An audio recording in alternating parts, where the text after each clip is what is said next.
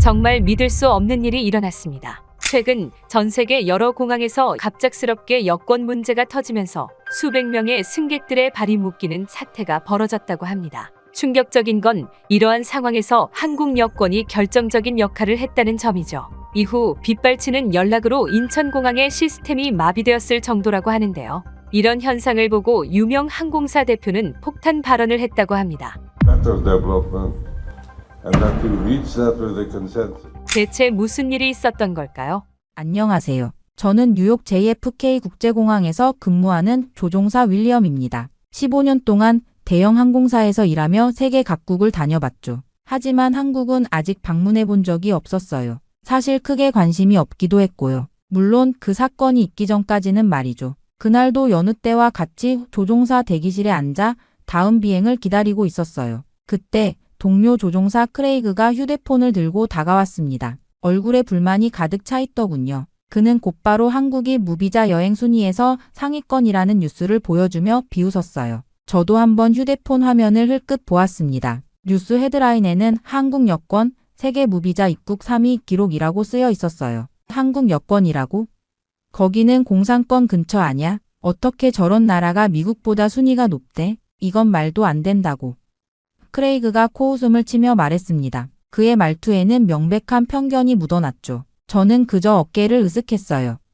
난 잘 몰라서 뭐라 못하겠네. 사실 제 머릿속 한국은 아시아 어딘가에 있는 삼성과 현대 자동차를 만드는 나라 정도였거든요. 어렴풋이 올림픽도 개최했던 것 같고 전쟁이 있었던 나라. 그 정도였어요. 그때 다른 조종사 마이크가 끼어들었습니다. 그는 자신이 젊었을 때 한국이 완전한 후진국이었으며 서울의 위치도 아는 사람이 별로 없었다고 말했습니다. 마이크의 말에 힘입어 크레이그는 계속해서 한국을 조롱했어요. 저는 대화에 끼어들지 않고 창밖을 바라보았습니다. 비행기가 이륙하는 모습이 보였죠. 세계는 넓고 모르는 것은 많다고 생각했어요. 한국에 대해 아는 것이 거의 없다는 사실이 조금 부끄럽게 느껴졌습니다. 그때 크레이그가 저에게 질문을 했습니다. 한국에 가본 적이 있냐고 말이죠. 저는 없다고 노선에 배정된 적이 없다고 대답했습니다. 그러자 크레이그는 그것이 운이 좋은 일이라며 아시아는 비행시간도 길고 현지 음식도 이상하다고 말하더군요. 그의 말에 다른 사람들이 또 웃었어요. 저는 억지로 미소를 지었지만 마음속으로는 약간의 의문이 들었습니다. 정말 그럴까? 세계 3위 여권을 가진 나라가 그렇게 형편없을까? 그때였습니다. 조용히 앉아있던 리사가 갑자기 목소리를 높였습니다. 리사는 아시아 노선을 자주 타는 조종사였죠. 그녀는 직접 가보지도 않고 판단하는 것이 좁은 생각이라고 지적했어요. 크레이그는 곧바로 리사를 비꼬았고 리사는 한숨을 쉬며 자리를 떠났습니다. 대화는 다시 일상적인 주제로 넘어갔지만 저는 계속 생각에 잠겼어요. 세계에는 제가 모르는 것이 너무나 많았습니다. 인터넷으로 한국에 대해 검색해볼까 생각했지만 곧 다음 비행 준비를 해야 했기에 그냥 접었어요. 어쩌면 언젠가 직접 가볼 기회가 있을지도 모르겠다고 생각했습니다. 그때 제가 그런 기회가 생각보다 빨리 찾아올 줄은 몰랐죠. 아직도 그날의 기억이 생생합니다. 제가 인천행 비행에 배정되었다는 소식을 들었던 날이 말이죠. 솔직히 당황스러웠습니다. 평소 유럽 노선만 담당하다가 갑자기 아시아 장거리 비행이라니요.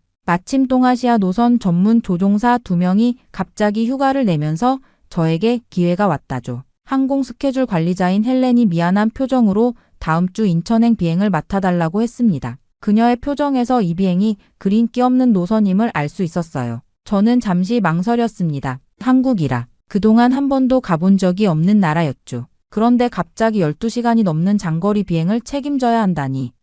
마음속으로는 묘한 불안감이 일었어요. 모르는 공항, 낯선 관제탑 직원들과의 소통, 한국의 비행 규정. 모든 것이 새롭고 불확실했습니다. 하지만 승진을 앞둔 시점에서 거절하기도 어려웠어요. 거절하면 경력에 부정적 영향을 줄 수도 있다는 생각에 입안이 바짝 말랐습니다. 헬렌에게 수락 의사를 전하고 대기실로 돌아오자 크레이그가 바로 알아챘습니다. 그는 제 표정을 보고 무슨 일이 있냐고 물었어요. 인천행 비행을 맡게 되었다고 담담하게 말하자 크레이그는 코웃음을 치며 또 시작했습니다. 그는 항상 그렇듯이 아시아 국가들을 깎아내리기 시작했어요. 뭐? 거기는 공항도 엉망일걸? 아마 뉴욕이랑 비교도 안 될 거야. 그리고 뭐 먹을 건데? 다 맵고 이상한 것밖에 없을 텐데. 저는 그의 말에 별로 신경 쓰지 않으려 했어요. 오히려 가슴 한켠에서 호기심이 솟아올랐죠. 모두가 그렇게 안 좋게 말하는 나라, 직접 가보면 어떨까 싶었습니다. 특히 크레이그가 항상 그렇게 혐오하는 곳이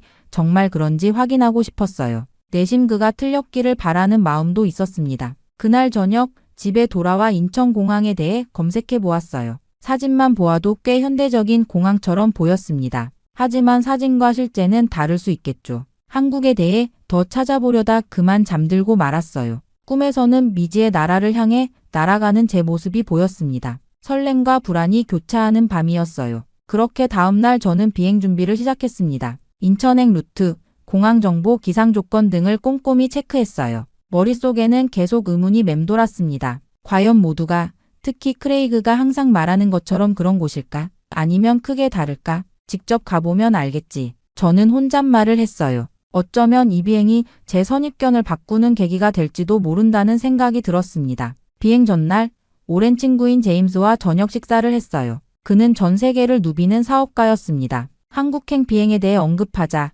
제임스의 반응이 의외로 긍정적이었어요. 인천? 괜찮은 곳이야. 공항도 깔끔하고. 크레이그와 다른 반응에 내심 안도감이 들었습니다. 제임스는 비즈니스로 몇 번 방문했었다며 선입견을 갖지 말라고 조언했어요. 그 말이 마음에 깊이 남았습니다. 그렇게 저는 인천행 비행을 위해 뉴욕 JFK 국제공항 출국장으로 향했습니다. 오늘부터 한국행 보잉 787의 기장을 맡게 되었죠. 게이트에 도착하자 승객들이 줄을 서서 탑승을 기다리고 있었어요. 그중 많은 이들이 한국인으로 보였습니다. 출발 준비를 하고 있을 때 크레이그가 갑자기 나타났습니다. 그는 자신의 비행이 지연되어 잠시 들렀다고 했어요. 이게 내 승객들이구나. 조용해 보이네?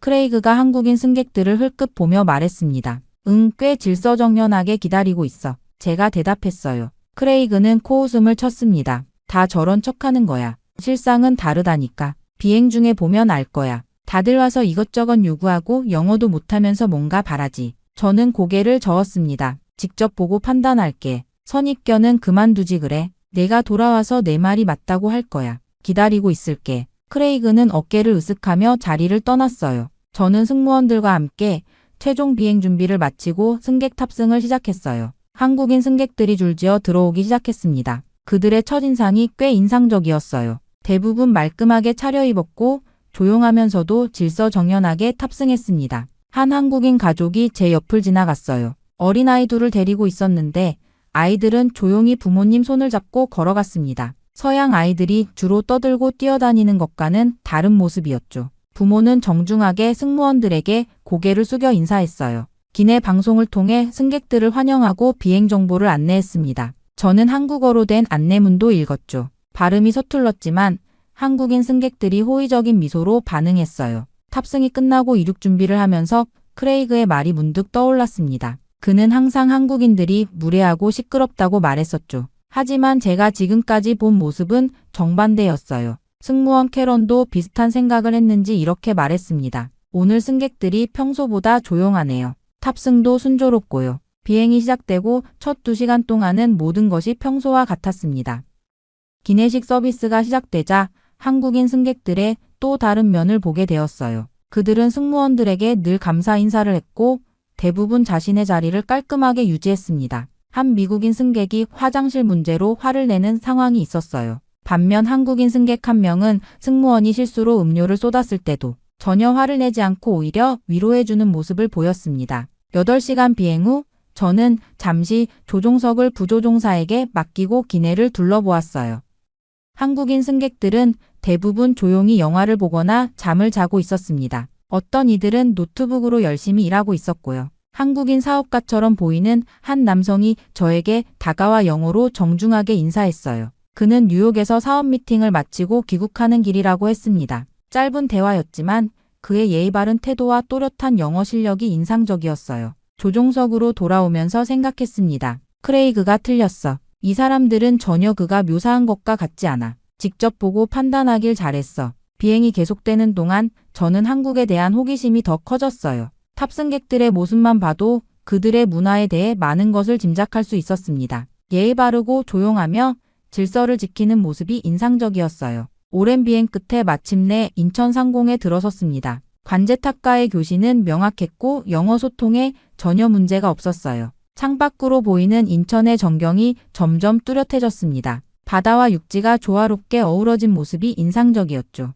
착륙 허가를 받고 천천히 고도를 낮추었습니다. 착륙 과정은 놀라울 정도로 순조로웠어요. 활주로도 깨끗하게 관리되어 있었습니다. 착륙 후 게이트로 이동하는 과정에서 처음으로 인천공항의 규모를 실감했어요. 넓고 정돈된 활주로, 현대적인 건물들이 시야에 들어왔습니다. 게이트에 도착하자 승객들은 질서정연하게 내리기 시작했어요. 저도 모든 절차를 마치고 비행 승무원들과 함께 입국장으로 향했습니다. 그리고 그 순간 제 눈앞에 펼쳐진 광경에 입이 벌어졌어요. 인천공항은 제가 상상했던 것과 완전히 달랐습니다. 넓고 높은 천장의 현대적인 건물, 반짝이는 바닥, 세련된 디자인의 시설들이 눈앞에 펼쳐졌어요. JFK 국제공항보다 훨씬 깔끔하고 정돈되어 있었습니다. 입국 심사대로 향하는 길에 놀라운 것들이 계속 눈에 들어왔어요. 로봇 안내원이 승객들을 도와주고 있었고 디지털 안내판은 여러 언어로 정보를 제공했습니다. 심지어 공항 내부에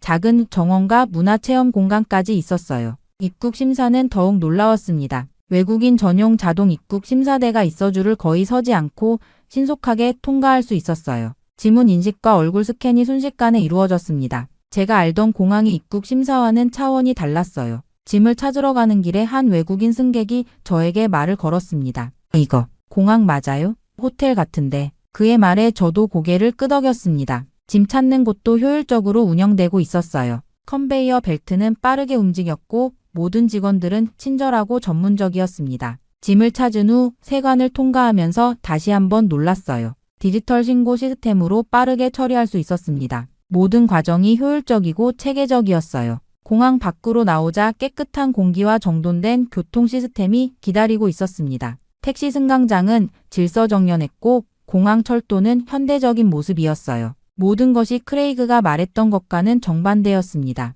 호텔로 향하는 공항 리무진 버스에 올라타면서 창밖의 풍경을 감상했어요. 넓은 도로, 깔끔한 거리, 현대적인 건물들이 눈에 들어왔습니다. 버스 안에는 와이파이가 제공되었고 좌석도 편안했어요. 저는 휴대폰을 꺼내 크레이그에게 메시지를 보냈습니다. 인천공항에 도착했어. 내가 말한 것과 전혀 달라. 여기는 정말 놀라운 곳이야. 그렇게 인천공항 입국장에서 잠시 휴식을 취하다가 저는 특이한 광경을 목격했습니다. 제 바로 앞에 서 있던 한국인 승객이 자동 입국 심사대로 향했어요. 그는 여권을 스캐너에 올려놓고 지문을 찍은 뒤 카메라를 응시했습니다. 그리고 불과 5초 만에 모든 절차가 끝났어요. 게이트가 열리고 그는 아무런 문제 없이 통과했습니다. 저도 외국인 전용 자동 입국 심사대로 향했어요. 여권을 스캐너에 올려놓고 지문을 등록한 뒤 얼굴 인식 절차를 밟았습니다. 하지만 제 경우는 추가 확인이 필요했어요. 담당 직원이 와서 여권을 다시 확인하고 몇 가지 질문을 했습니다.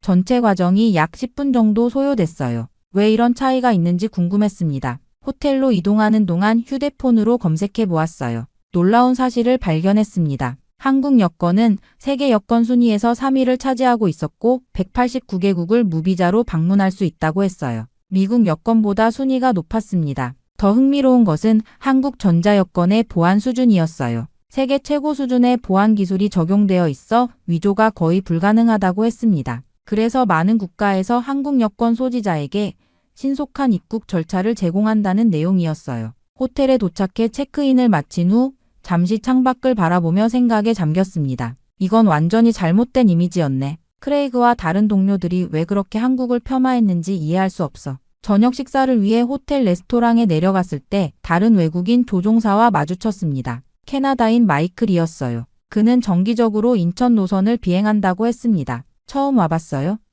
마이클이 물었습니다. 네, 첫 방문이에요. 솔직히 말해서 많이 놀랐어요. 제가 대답했습니다. 마이클은 웃으며 말했어요. 다들 그래요. 특히 인천공항은 세계 최고 수준이죠. 17년 연속 세계공항 서비스 평가에서 1위를 차지했어요. 저는 놀라서 되물었습니다. 정말요? 뉴욕에서는 아무도 그런 말을 하지 않았는데. 편견이죠. 많은 서양 사람들이 아시아 국가들에 대해 구시대적인 이미지를 갖고 있어요. 특히 한국은 급속도로 발전해서 인식이 따라가지 못하는 경우가 많아요. 마이클의 말에 크게 공감했습니다. 저도 그런 편견을 가지고 있었으니까요. 하지만 직접 와서 보니 모든 것이 달랐어요. 한국 여권에 대해 알게 되었어요. 세계 3위라면서요?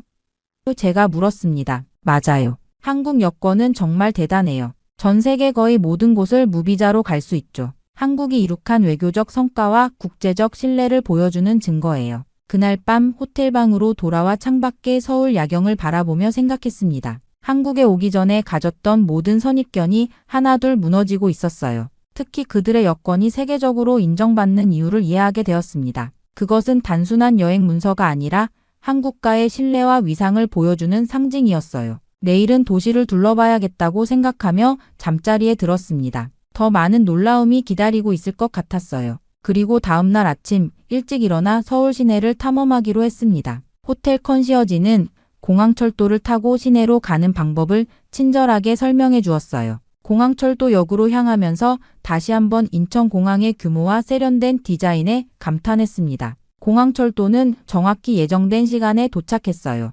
깨끗하고 현대적인 차량에 탑승하자마자 기차는 부드럽게 출발했습니다. 디지털 안내판은 다국어로 정보를 제공했고 와이파이도 무료로 제공되었어요. 뉴욕 지하철과 비교하니 그 차이가 확연했습니다. 우리보다 한참 앞서 있네.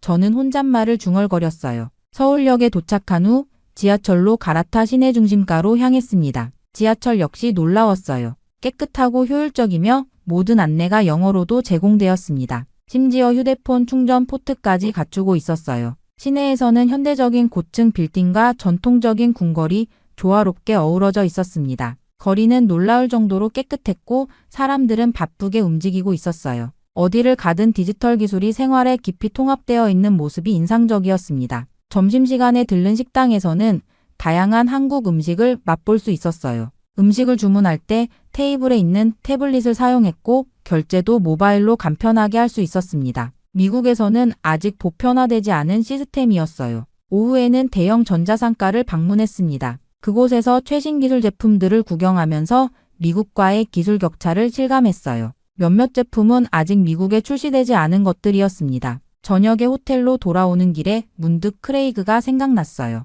그에게 영상통화를 걸었습니다. 크레이그는 얼굴에 피곤한 기색이 역력했어요. 어때? 그곳 지옥이지? 그가 웃으며 물었습니다. 내가 말하던 한국은 여기 없어, 크레이그. 저는 진지하게 대답했어요. 이곳은 우리가 생각했던 것과 완전히 달라. 오히려 많은 면에서 미국보다 앞서 있어. 크레이그는 믿기지 않는다는 표정을 지었습니다. 저는 카메라를 돌려 호텔 창밖의 서울 야경을 보여주었어요. 저게 후진국처럼 보여? 공항부터 교통 시스템, 디지털 인프라까지 모든 게 최첨단이야. 우리가 얼마나 편견에 사로잡혀 있었는지 몰라. 크레이그는 잠시 말이 없었습니다. 그러더니 마지못해 인정했어요. 사진만 보면 꽤 인상적인데. 하지만 실제로 살기엔 어떨지 모르잖아. 그래, 물론 모든 곳에 장단점이 있겠지. 하지만 적어도 우리가 생각했던 그런 곳은 절대 아니야. 와서 직접 봐봐. 통화를 마친 후 저는 다시 창밖을 바라보았습니다. 반짝이는 서울의 야경이 눈앞에 펼쳐져 있었어요. 여기 오기 전에 가졌던 모든 생각이 얼마나 잘못되었는지 다시 한번 깨달았습니다. 우리는 너무 늦었어? 라는 생각이 들었어요. 한국은 이미 많은 분야에서 미국을 추월했고 우리는 그 사실을 인정하지 않으려 했던 겁니다. 편견이 얼마나 무서운 것인지 새삼 느꼈습니다. 이후 저는 특별히 한국 여권에 관심이 생겼어요. 어떻게 이 나라가 세계 3위의 여권 파워를 갖게 되었는지 궁금했습니다. 그래서 결국 호텔 직원의 추천으로 외교부 산하 여권 박물관을 방문했어요. 그곳에서 한국 여권의 역사와 발전 과정을 자세히 볼 수 있었습니다. 가이드의 설명에 따르면 불과 30년 전만 해도 한국 여권으로 무비자 방문이 가능한 국가는 몇 개 안 된다고 했어요. 한국 여권이 이렇게 인정받게 된 것은 단순한 우연이 아닙니다. 가이드가 설명했어요. 경제 발전, 국제 신뢰도 향상, 그리고 적극적인 외교 정책이 모두 기여했습니다. 박물관의 한 섹션에서는 한국 전자여권의 보안 기술을 소개하고 있었습니다. 생체인식 칩, 홀로그램, 특수 잉크, 미세문자 등 최첨단 보안 요소들이 적용되어 있었어요. 이런 기술적 우수성이 한국 여권의 신뢰도를 높인 주요 요인이라고 했습니다. 한국은 국제 여권 표준을 선도하는 국가 중 하나입니다. 가이드의 설명이 계속되었어요. 우리 여권은 국제민간항공기구 ICAO의 보안 기준을 넘어서는 독자적인 기술을 개발했습니다. 전시를 둘러보면서 여권이 단순한 여행 문서가 아니라는 것을 이해하게 되었어요. 그것은 한국과의 위상과 신뢰도를 상징하는 외교적 자산이었습니다. 한국은 짧은 시간 안에 이런 신뢰를 구축했다는 점이 더욱 놀라웠어요. 박물관을 나와 근처 카페에서 한국인 외교관 출신 은퇴자와 우연히 대화할 기회가 있었습니다. 그는 영어로 유창하게 이야기했어요. 여권의 위상은 하루아침에 얻어지지 않습니다. 그가 말했어요. 우리 국민들의 해외에서의 행동, 우리나라의 경제적 기여, 그리고 국제사회에서의 책임 있는 역할이 모두 작용한 결과입니다. 그는 한국이 과거 식민지배와 전쟁의 아픔을 딛고 일어나 세계적으로 인정받는 국가가 되었다고 자랑스럽게 말했어요. 그리고 한국인들이 해외에서 법규를 준수하고 현지 문화를 존중하는 태도가 여권의 신뢰도를 높이는데 크게 기여했다고 덧붙였습니다. 여권 속에는 그 나라의 역사와 미래가 함께 담겨 있습니다. 그의 말이 깊이 와닿았어요. 호텔로 돌아오는 길에 생각했습니다. 한국 여권이 세계적으로 인정받는 이유는 단순히 기술적 우수성 때문만이 아니었어요. 그 뒤에는 국민들의 노력, 경제 발전, 외교적 성과가 있었습니다. 모든 것이 유기적으로 연결되어 하나의 강력한 신뢰를 구축한 것이었어요. 그리고 이 모든 것을 직접 목격하면서 저는 크레이그와 같은 동료들이 가진 편견이 얼마나 부당한지 다시 한번 깨달았습니다. 여권 하나를 통해 한국가의 진정한 모습을 볼 수 있었어요. 단순한 여행 문서가 아니야. 그 나라의 명예 그 자체야. 저는 혼잣말을 했습니다. 한국의 여권 속에는 수많은 이야기와 노력이 담겨 있었어요. 그것은 세계가 인정한 한국의 위상을 보여주는 명확한 증거였습니다. 드디어 마지막 날, 저는 인천으로 돌아가기 전에 공항 근처 전망대를 방문하기로 했습니다. 이곳은 활주로가 한눈에 보이는 곳으로 이륙과 착륙하는 비행기들을 관람할 수 있는 명소라고 했어요. 저에게는 조종사로서 특별한 장소였습니다. 전망대에 도착하자 넓은 유리창 너머로 인천공항의 광활한 모습이 펼쳐졌어요. 활주로에서는 여러 항공사의 비행기들이 이륙하고 착륙하고 있었습니다. 그 모습을 바라보며 이번 여행을 통해 느낀 모든 감정이 밀려왔어요. 전망대에는 다양한 국적의 사람들이 있었습니다. 그중 한 한국 가족이 눈에 띄었어요. 부모와 두 아이로 구성된 가족이었는데 아버지가 아이들에게 여권을 보여주며 무언가를 설명하고 있었습니다. 그들의 손에 들린 태극기가 그려진 여권이 햇빛에 반짝였어요. 저도 모르게 그들에게 다가갔습니다. 아버지는 유창한 영어로 반갑게 인사했어요. 비행기를 좋아하세요? 제가 물었습니다. 네, 우리 아이들이 비행기에 관심이 많아요. 특히 큰 아이는 파일럿이 되고 싶어 해요. 그가 웃으며 대답했습니다. 아이에게 제가 조종사라고 말하자 그의 눈이 반짝였어요. 몇 가지 질문에 답해주면서 저는 그들의 여권에 관심을 보였습니다. 한국 여권이 정말 대단하다고 들었어요. 세계 3위라면서요? 아버지는 자랑스러운 표정으로 고개를 끄덕였습니다. 맞아요. 우리나라가 짧은 시간 안에 많은 발전을 이루었죠. 이 작은 책 한 권에 우리 국민들의 노력과 자부심이 담겨 있습니다. 그의 말에 깊이 공감했어요. 여권이란 단순한 여행 증명서가 아니라 한국가의 위상과 성취를 보여주는 상징이었습니다. 한국은 그것을 통해 세계적인 인정을 받고 있었어요. 대화를 나눈 후 저는 다시 전망대 창가로 돌아와 이륙하는 비행기들을 바라보았습니다. 곧 저도 그 비행기 중 하나를 조종해 뉴욕으로 돌아갈 예정이었어요. 하지만 이제 저는 다른 사람이 되어 돌아갈 것 같았습니다.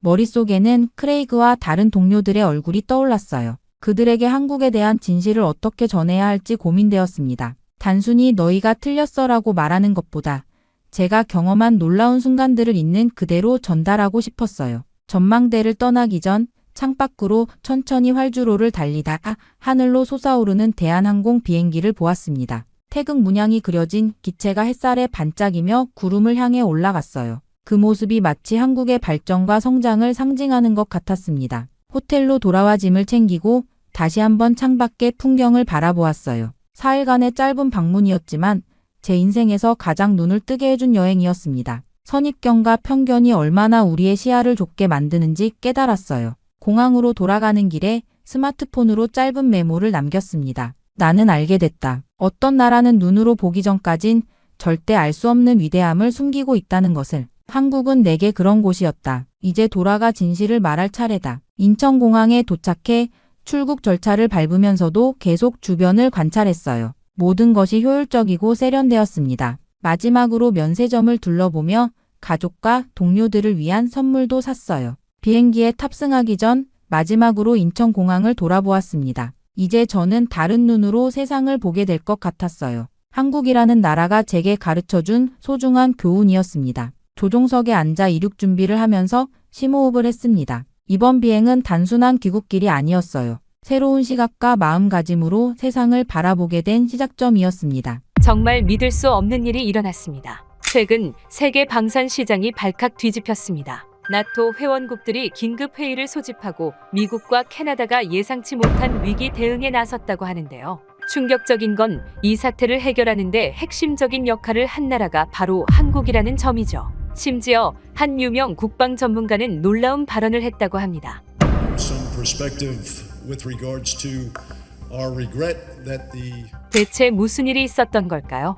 안녕하세요. 저는 에단 맥켄지입니다. 캐나다 국방부 소속 분석관이죠. 수석 분석관이라 불리는 만큼 저는 그날도 평소처럼 사무실에서 일하고 있었습니다. 커피 한 잔을 들이키며 북대서양조약기구의 최신 보고서를 검토하던 중이었어요. 그때였습니다. 갑자기 사무실 문이 벌컥 열렸어요. 노아 존슨, 우리 부서의 고위 관계자였죠. 노아의 얼굴은 평소보다 긴장돼 보였어요. 그 순간 저는 뭔가 심상치 않은 일이 생겼다는 걸 직감적으로 알 수 있었습니다. 노아는 손에 들고 있던 빨간색 표지의 보고서를 흔들며 저를 불렀어요. 국방부에서 빨간색 표지는 최우선 순위를 의미합니다. 무슨 일이 일어난 걸까요? 러시아의 새로운 동향? 중국의 군사훈련? 아니면 북대서양 해역에서의 긴급 상황인가요? 저는 급히 컴퓨터를 잠그고 노아를 따라 회의실로 향했어요. 회의실에 들어서자 평소보다 훨씬 많은 인원이 모여 있었죠. 분위기가 무거웠습니다. 저에게 시선이 집중되었어요. 노아가 자리에 앉으라는 손짓을 했습니다. 그리고는 빨간 표지의 보고서를 제 앞에 펼쳤죠. 그리고 보고서의 제목을 읽자마자 저는 코웃음을 쳤어요. 한국 방위산업 성장과 세계 시장 영향력 분석. 한국이라니요? 정말 한국? 그 삼성 휴대폰과 현대 자동차나 만드는 작은 나라 말입니까? 저는 무의식적으로 비웃는 투로 말했어요. 한국이 무슨 군사 강국이라도 됐답니까? 솔직히 말해서 제게 한국은 그저 미국의 보호국에 불과했습니다. 지도에서 겨우 찾을 수 있을 정도의 작은 반도 국가죠. 경제적으로 몇 가지 전자제품이나 만들어 성공했을지 몰라도 군사적으로는 여전히 미국 군대 없이는 하루도 버티지 못할 나라로만 알고 있었어요. 완전히 제 관심 바뀐 나라였죠. 북한과 대치 중이라 군대는 있지만 그건 미국이 주는 중고 무기로 겨우 버티는 수준 아닌가요? 게다가 한국 군대가 무슨 힘이 있던가요? 주한 미군으로 간간히 연명하고 있는 나라에 불과하잖아요. 심지어 대통령이 군대를 움직여 쿠데타를 일으켰던데 군대가 어떤 용도로 쓰일지 안 봐도 뻔하더군요. 지금 같은 상황에서 미군이 철수하면 바로 북한에 잡아먹힐 나라라고 봐도 무방했어요. 솔직히 말하면 한국 군인들이 있기는 한 건지 의문일 정도였죠. 그런데 이런 보고서를 보여주다니 정말 우스웠습니다. 방산 강국이라니 농담도 심하네요. 하지만 노아는 제 반응에 아무런 말도 하지 않았습니다. 그저 다음 페이지를 넘기라는 제스처만 했어요. 그래서 저는 보고서를 넘겼습니다. 그리고 그 순간 제 눈을 의심할 수밖에 없었어요. 한국의 방산 수출액이 캐나다를 크게 앞질렀다는 사실을 그래프와 수치들이 명확하게 보여주고 있었거든요. 더 충격적인 것은 우리의 전통적인 무기 구매국들, 유럽과 중동 국가들이 캐나다 무기 대신 한국 무기를 선택하고 있다는 점이었죠. 한국이 캐나다보다 앞서 있다니 이건 말이 안 됩니다. 우리 캐나다는 지칠 국가고 나토 회원국이며 미국과 가장 긴밀한 군사 협력을 하는 나라예요. 반면 한국은 그저 분단국가로 북한이라는 위협에 맞서 방어적 군사력을 가진 나라일 뿐이었습니다. 하지만 가장 경악스러운 말은 이 다음에 나왔습니다. 노아는 잠시 생각하더니 결정적인 한마디를 던졌어요. 한국으로 가라고 말이죠. 저는 제 귀를 의심했어요. 한국에 가라고요? 제가? 죄송합니다만 저는 한국에 갈 수 없습니다. 동아시아 지역은 제 전문 분야가 아니에요. 다른 분석관을 보내는 게 더 적합하지 않을까요? 노아는 단호하게 고개를 저었죠. 에단, 우리에게 필요한 건 동아시아 전문가가 아니야. 우리에게는 방산 기술과 세계 시장 동향을 제대로 파악할 수 있는 분석관이 필요하네. 그건 바로 자네야. 하지만 저는 제가 변명을 시작하려 했지만 노아가 제 말을 자르며 말했습니다. 이건 요청이 아니라 지시야. 국방부 장관님도 이 사안의 중요성을 인식하고 계시네. 자네의 보고서는 바로 그분의 책상에 올라갈 거야. 이건 자네 경력에도 큰 도움이 될 거라고. 이런 식으로 간다면 제 거절은 불복종으로 비칠 수도 있겠다는 생각이 들었어요. 승진은 물론 향후 커리어에도 악영향을 줄 게 분명했습니다. 솔직히 분노가 치밀어 오를 정도였습니다. 한국에 가고 싶지 않았으니까요. 아시아는 제게 너무 낯선 곳이었고 특히 한국은 그저 TV에서 보는 이국적인 나라일 뿐이었으니까요. 하지만 이건 명령이었습니다. 거부할 수 없는 임무였죠. 제 목소리는 굳어 있었어요. 노아는 만족한 듯 미소를 지었습니다. 물론 그때는 알지 못했습니다. 곧 제 인생을 뒤엎을 만한 사건이 일어날 거란 사실을 말이죠. 그날 밤, 저는 사무실에서 늦게까지 남아 있었습니다. 남아서 한국이라는 나라가 정말 그렇게 대단한 방위산업을 가지고 있는지 직접 조사해보기로 했죠. 설마 하는 마음으로 검색을 시작했습니다. 한국 방위산업이라고 검색창에 입력했어요. 처음에는 그저 웃음거리를 찾는 심정이었습니다. 아마 과장된 보도자료나 허황된 선전 정도가 나오겠지 생각했죠. 어쩌면 미국이 준 무기를 살짝 개조해서 자국산인 척하는 그런 것들 말입니다. 그런데 검색 결과는 전혀 예상과 달랐어요. 믿기 힘든 숫자들이 화면에 나타났습니다. 세계 방산 수출국 순위에서 한국이 4위, 캐나다는 겨우 7위? 이게 무슨 말도 안 되는 소리지? 더 구체적인 자료를 찾아봤어요. 제 눈에 들어온 것은 K고 자주포였습니다. 이 자주포가 노르웨이, 핀란드, 에스토니아, 호주, 이집트 등 수많은 국가에 수출되어 세계 시장 점유율 1위라고요? 그것도 우리 캐나다의 동맹국들이 우리 무기 대신 한국 무기를 선택했다니 저는 중얼거렸습니다. 이건 분명 뭔가 잘못됐다고요. 그러나 다음 검색 결과는 더 충격적이었어요. KF-21 전투기, 한국이 독자 개발한 4.5세대 전투기라고. 경공격기도 아니고 정교한 전투기를? 그것도 미국의 기술 지원 없이. 그리고 현무 미사일 시리즈. 한국이 장거리 탄도미사일 시스템을 완비했다고요? 설마 이게 다 한국이 독자 개발한 건가요? 미국이 해준 게 아니라 저는 머리를 감싸 쥐었습니다. 사진과 비디오, 기술 사양 자료들을 하나하나 살펴볼수록 현실을 부정할 수 없었어요. 국제방산 전시회 영상에서 전 세계 국가들이 한국 무기 앞에 줄을 서서 계약을 체결하는 모습을 직접 확인했습니다. 그리고 그 무기들의 성능이 캐나다 제품보다 우수하다는 평가들. 저는 생각했습니다. 이게 사실이라면 우리가 지금까지 심각한 실수를 하고 있었던 건가?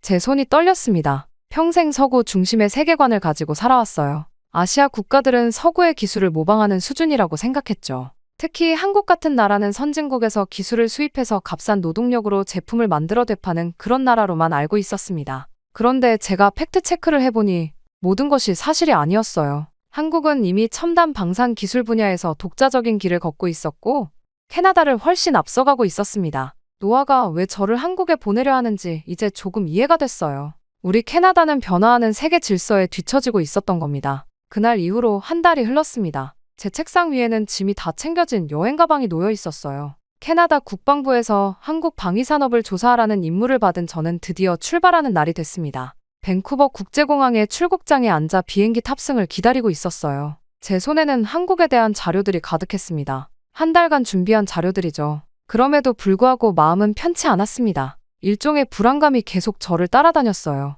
이게 전부 과장이길 바란다. 저는 작게 중얼거렸습니다. 그렇지 않으면 우리가 너무 무지했던 거잖아요. 저뿐만 아니라 캐나다 국방부 전체가, 아니 서구 세계 전체가 아시아, 특히 한국을 너무 얕잡아봤던 거죠. 탑승 안내 방송이 나왔습니다. 서울행 직항 비행기에 오를 시간이었어요. 저는 깊은 숨을 내쉬며 일어났습니다. 제 앞에는 13시간의 긴 비행이, 그리고 그 끝에는 전혀 알지 못했던 새로운 세계가 기다리고 있었습니다. 비행기에 오르자 퍼스트 클래스 좌석으로 안내받았습니다. 국방부에서 특별히 신경 써준 모양이에요. 하지만 이런 편안한 좌석도 제 마음의 불안을 덜어주진 못했습니다. 이륙 후 노트북을 펼쳐 준비해온 자료들을 다시 검토했어요. K고 자주포의 기술 사양, KF-21 전투기의 개발 과정, 현무 미사일의 실전 배치 현황. 이 모든 것들이 분명 한국이 독자적으로 개발한 것이라면 캐나다의 방위산업은 어디쯤 위치하고 있는 걸까요? 창밖으로는 끝없는 태평양이 펼쳐져 있었습니다. 마치 제 앞에 놓인 미지의 세계처럼 광활하고 깊었어요. 한국이 정말 우리가 알던 것보다 훨씬 더 발전된 나라라면 우리의 세계관은 어떻게 바뀌어야 할까요? 비행기 안에서 한국 방위산업에 관한 다큐멘터리를 보기 시작했습니다. 한국 기업들이 세계 시장에서 어떻게 선전하고 있는지, 그들의 기술이 얼마나 혁신적인지를 보여주는 내용이었어요. 이건 미국이나 유럽 선진국들의 기술을 따라한 게 아니야. 저는 놀라움을 감추지 못했습니다. 화면 속에는 한국의 독자적인 군사 기술 발전 과정이 상세히 나와 있었어요. 제가 알고 있던 세계 질서와는 너무나 다른 모습이었습니다. 한국어 공부도 시작했죠. 기본적인 인사말과 감사 표현 정도는 할 수 있어야 한다고 생각했어요. 하지만 한국어는 생각보다 훨씬 어려웠습니다. 안녕하세요와 감사합니다 정도를 반복해서 읽어보는데 발음이 쉽지 않았어요. 기내식을 먹고 영화를 보고 자료를 검토하고 다시 잠을 청하는 과정을 반복하던 중 기장의 안내 방송이 들렸습니다. 곧 인천국제공항에 도착합니다. 현지 시각으로 오후 4시입니다. 날씨는 맑고 창밖을 내다보니 한국의 해안선이 보이기 시작했어요. 섬들이 점점이 박혀있는 바다, 그리고 그 너머로 보이는 도시의 윤곽. 마침내 인천공항이 시야에 들어왔습니다. 인천공항에 착륙한 비행기에서 내리며 저는 창문을 통해 보이는 공항 터미널의 웅장한 모습에 잠시 넋을 잃었습니다. 단순히 크기만 큰 게 아니라 디자인이 근사했어요. 유리와 철골 구조물이 만들어내는 곡선이 마치 파도처럼 흐르는 것 같았습니다. 비행기에서 내려 탑승교를 지나 터미널로 들어서는 순간 제 눈앞에 펼쳐진 광경에 첫 번째 충격을 받았어요. 출입국 심사대가 보이지 않았기 때문입니다. 대신 유리문 같은 게이트가 줄지어 있었고 사람들이 그냥 통과하고 있었죠. 저도 다른 승객들을 따라 그 게이트로 향했습니다. 제 앞사람이 게이트에 서자 카메라가 얼굴을 스캔하더니 바로 통과시켰어요. 제 차례가 되자 불안한 마음으로 게이트 앞에 섰습니다. 게이트에서 영어로 안내 음성이 흘러나왔습니다. 여권을 스캐너에 올리자 카메라가 제 얼굴을 인식했고 몇 초 만에 게이트가 열렸어요. 이게 전부였습니다. 오랜 줄, 까다로운 질문,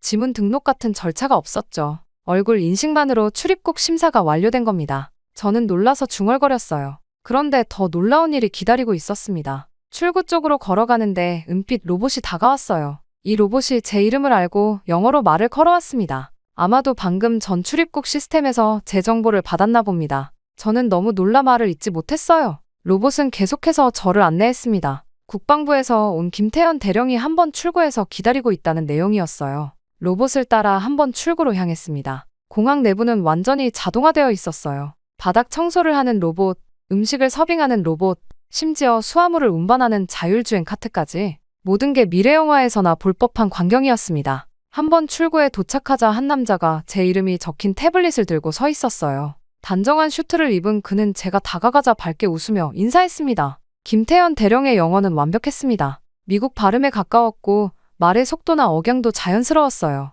그는 제 가방을 받아들고 밖으로 안내했습니다. 김 대령은 서울까지 가는 동안 간단한 브리핑을 하겠다고 말했습니다. 그가 가리킨 차량은 미래에서 온 듯한 디자인이었어요. 날렵한 선, 유리와 매끈한 표면, 문이 자동으로 열렸고 운전석에는 아무도 없었습니다. 김 대령은 이것이 수소전기 자율주행차라고 설명했어요. 서울까지는 약 1시간 정도 걸릴 예정이라고 했습니다. 김 대령의 말에 저는 그저 고개만 끄덕였습니다. 아직 충격에서 벗어나지 못한 상태였어요. 차에 올라타자 차량이 스스로 출발했습니다. 소음도 거의 없었죠. 고속도로에 진입하면서 창밖을 바라봤습니다. 도로 위의 차량들 대부분이 조용한 전기차였어요. 소음과 매연이 없는 고속도로라니. 서울로 향하는 길, 전망대에서 도시 전경이 시야에 들어왔습니다. 초고층 빌딩들이 미래도시처럼 펼쳐져 있었죠. 빌딩 외벽은 모두 태양광 패널로 덮여 있었고 건물들 사이로 푸른 공원과 산책로가 보였습니다. 저는 믿을 수 없다는 듯 중얼거렸어요. 이게 내가 알던 한국이 맞는지 의문이 들었습니다.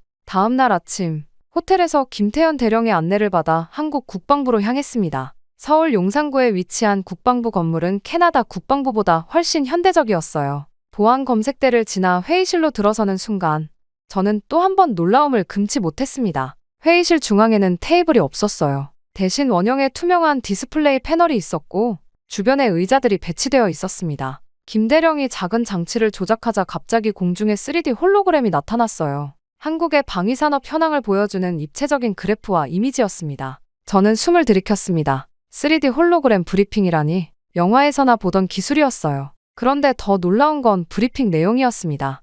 홀로그램은 K9 자주포의 세부 구조를 보여주며 회전했어요. 세계 각국에 수출된 현황이 지도 위에 표시되었습니다. 김 대령은 한국이 개발한 무기 체계에 대해 차분히 설명했어요. K9 자주포는 이미 노르웨이, 핀란드, 에스토니아, 호주, 이집트 등에 수출되어 세계 시장 점유율 1위를 차지하고 있었습니다. 이 자주포의 성능은 기존의 미국이나 독일제 자주포를 능가한다고 했어요. 홀로그램이 바뀌어 KF-21 전투기가 나타났습니다. 한국이 독자 개발한 4.5세대 전투기로 첨단 스텔스 기능과 인공지능 전투 시스템을 갖추고 있었어요. 이미 동남아시아 국가들과 수출 계약을 맺었다고 합니다. 장거리 탄도미사일 현무 시리즈도 소개됐습니다. 사거리 800km 이상의 미사일을 독자 개발했다는 사실이 충격적이었어요. 이어서 AI 드론 시스템이 등장했습니다. 수백 대의 드론이 집단 지능으로 작전을 수행하는 영상을 보면서 저는 마치 공상과학 영화를 보는 듯한 기분이었습니다. 더 놀라운 것은 수출 통계였어요. 홀로그램이 세계 지도로 바뀌며 한국의 방산 수출 현황을 보여줬습니다. 한국은 이미 세계 4위 방산 수출국이었어요. 미국, 러시아, 프랑스에 이어 4위, 우리 캐나다는 겨우 7위였습니다. 영국, 프랑스, 독일 같은 전통적인 NATO 회원국들이 자국 무기 대신 한국 무기를 선택하는 현실이 눈앞에 펼쳐졌어요. 북대서양조약기구의 회원국들이, 우리의 동맹국들이 한국 무기를 선택한다니 도저히 믿기지 않았습니다.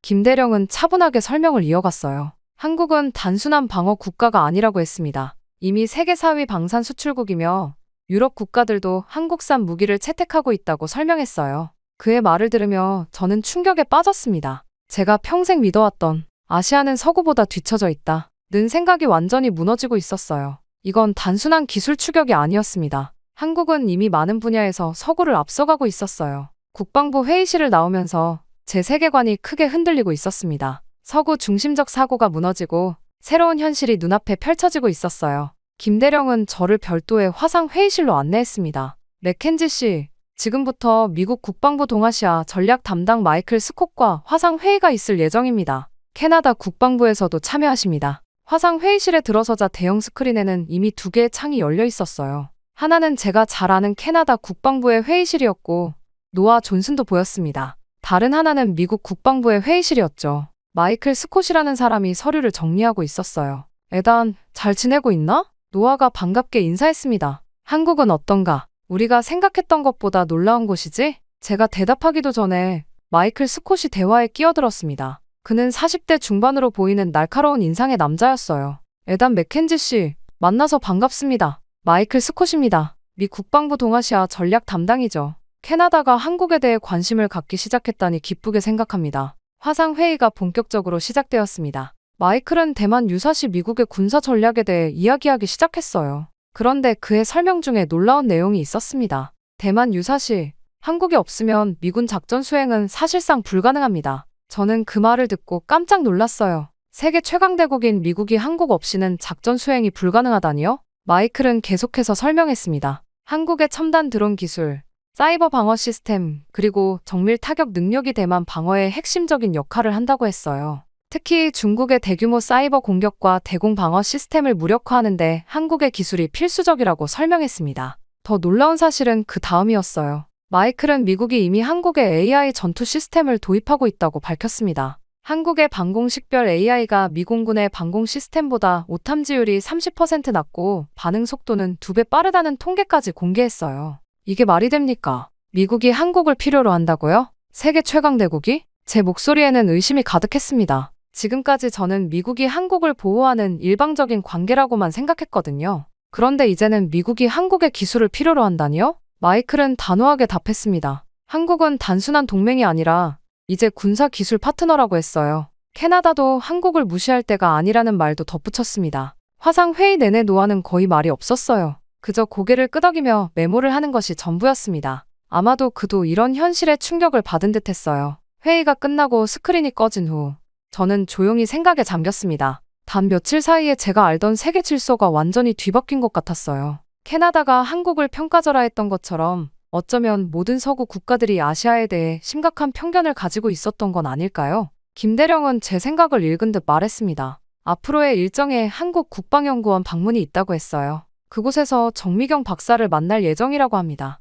정 박사는 한국의 미래 군사 기술 개발을 이끌고 있는 인물이었습니다. 다음 날 아침 김태현 대령은 저를 한국 국방연구원으로 안내했습니다. 화상 회의에서 받은 충격이 아직 가시지 않은 상태였지만 더 많은 것을 보고 확인해야 했어요. 마음속에는 여전히 의심이 남아 있었습니다. 정말 한국이 미국마저 필요로 할 정도로 발전했을까요? 연구원 입구에서 저희를 맞이한 정미경 박사는 단정한 정장 차림의 50대 여성이었어요. 그녀의 영어 역시 완벽했습니다. 그녀는 저를 연구원 내부 시설로 안내했습니다. 맥켄지 씨, 오늘은 우리 연구원에서 개발 중인 미래 전쟁 대비 기술들을 보여드리겠습니다. 첫 번째로 안내받은 곳은 드론 연구실이었어요. 커다란 실내 테스트장에서는 수백 대의 소형 드론이 마치 한 몸처럼 움직이고 있었습니다. 정 박사의 설명에 따르면 이것은 AI 군집 드론 시스템이라고 했어요. 드론들이 중앙 통제 없이도 서로 소통하며 임무를 수행하는 자율 전투 체계였습니다. 드론 한 대가 고장나면 다른 드론들이 즉시 그 역할을 대체했어요.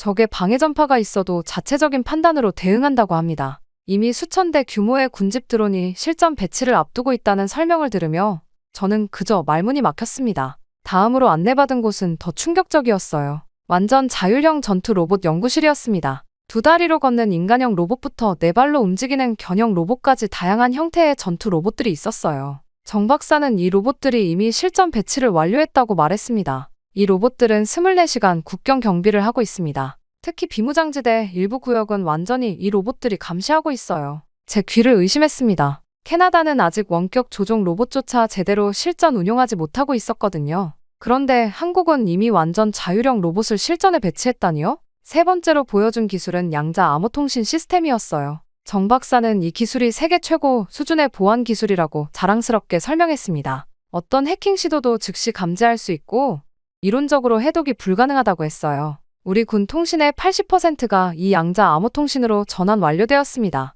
나머지 20%도 올해 안에 완료될 예정이에요. 마지막으로 안내받은 곳은 우주 군사력 센터였습니다. 대형 스크린에는 지구 궤도를 돌고 있는 한국의 군사 위성들이 표시되어 있었어요. 정 박사는 이 위성들이 실시간으로 지구를 감시하고 있다고 설명했습니다. 우리 위성은 10cm 크기의 물체까지 식별할 수 있는 해상도를 갖추고 있어요. 24시간 지구 전역을 감시하며 특히 주변국의 군사 동향을 실시간으로 파악하고 있습니다. 모든 시설을 둘러본 후 저는 더 이상 부정할 수 없었어요. 제가 본 것은 캐나다를 포함한 대부분의 서구 국가들이 아직 상상만 하고 있는 기술들이었습니다. 캐나다는 여전히 기존 방식의 군사력을 유지하고 있지만 한국은 이미 미래 전쟁을 준비하고 있었어요. 연구원을 나오면서 정 박사가 마지막으로 한 말이 제 귀에 깊이 박혔습니다. 맥켄지 씨, 우리가 보여드린 것은 이미 실전 배치된 기술들 뿐입니다. 개발 중인 기술들은 보안상 보여드릴 수 없지만 그것들은 더욱 혁신적이고 미래지향적이에요. 호텔로 돌아오는 차 안에서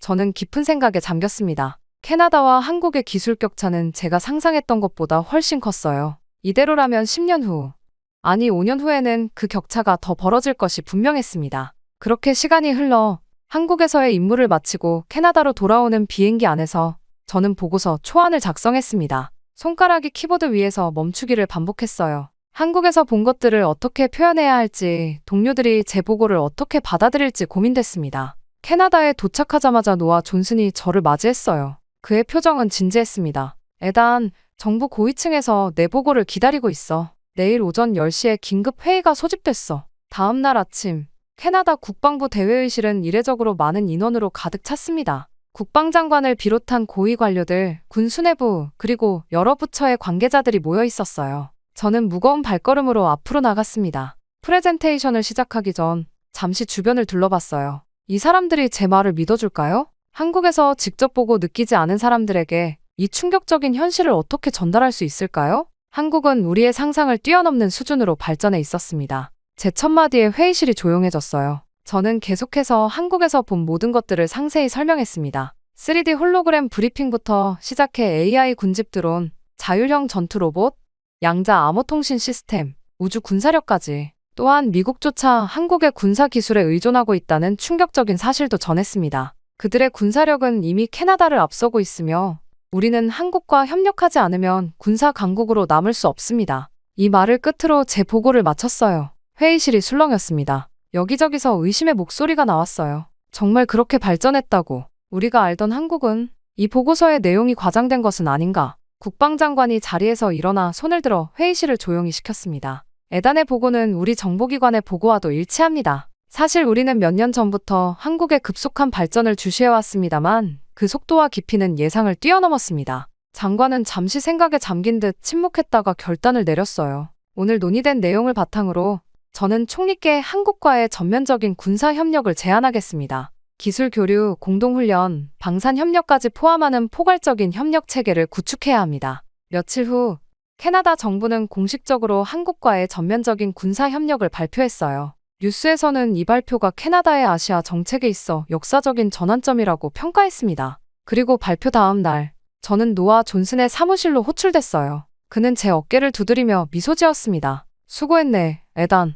자네의 보고가 정부의 결정에 결정적인 역할을 했어. 그러더니 노아는 제 앞에 새 프로젝트 파일을 내려놓았어요. 자네가 이 프로젝트를 책임지게 한국과의 군사 협력 프로그램을 총괄하는 역할이야. 앞으로 한국을 더 자주 방문하게 될 걸세. 저는 파일을 받아들며 고개를 끄덕였습니다. 노아의 사무실을 나와 창밖을 바라봤어요. 오타와의 평화로운 풍경이 펼쳐져 있었습니다. 제가 한국으로 출발하기 전 캐나다는 우리가 아시아에서 배울 것이 없다 고 믿고 있었어요. 그런 오만함이 얼마나 위험한지를 이제야 깨달았습니다. 사무실로 돌아오는 길에 저는 결심했어요. 이제는 우리가 한국을 배워야 할 때입니다. 단순히 기술만이 아니라 그들의 혁신 정신, 도전 정신, 그리고 미래를 준비하는 자세까지. 캐나다가 세계 무대에서 계속 중요한 역할을 하려면 우리는 변화해야 합니다. 그리고 그 변화는 바로 지금 제 손으로부터 시작되는 것입니다.